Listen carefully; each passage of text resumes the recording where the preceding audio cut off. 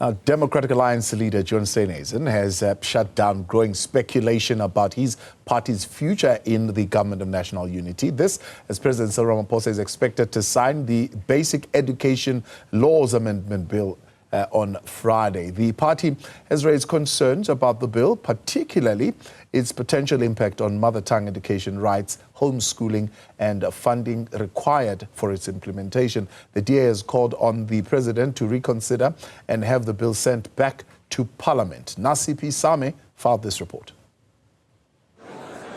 There has been heightened talk about the DA possibly exiting the government of national unity ahead of President Cyril Ramaphosa signing the bill on Friday. DA leader John Steenhuisen made it clear that the party's decision to leave the GNU would depend on serious threats to the economy and the constitution.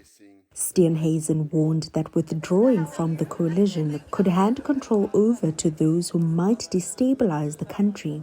We mustn't catastrophize conflicts that may occur within the GNU.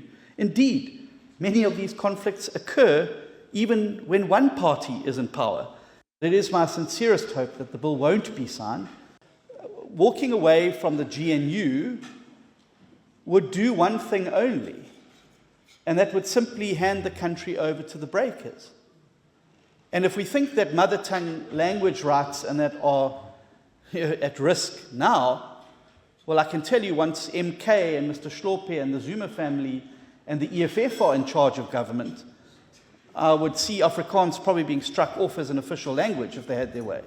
What I have said we would do is look very carefully at going to court to challenge the aspects of the bill that we believe are wrong, and we are principled and committed to doing so if that is the course of action that the President chooses to follow.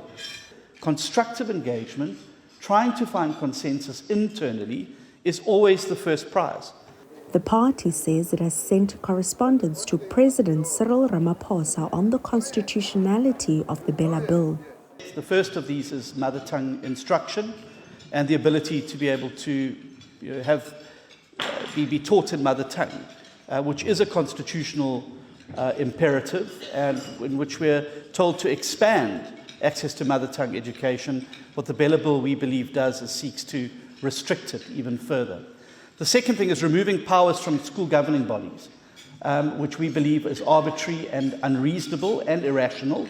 In addition to addressing the Bella Bill, Steenhuisen confirmed that he has requested his controversial Chief of Staff, Roman Cabinet, to step down from the role. So there has been a conversation with Mr. Cabinet. There is a human resources discussion that's underway, and frankly, I found it far too distracting from the work of my ministry and our government.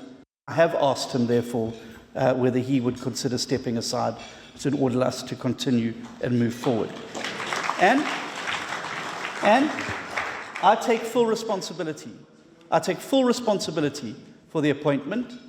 In hindsight, there should have been a little bit more due diligence done. For Newzroom Afrika on Channel 405, I'm Nasiphi Same in Cape Town.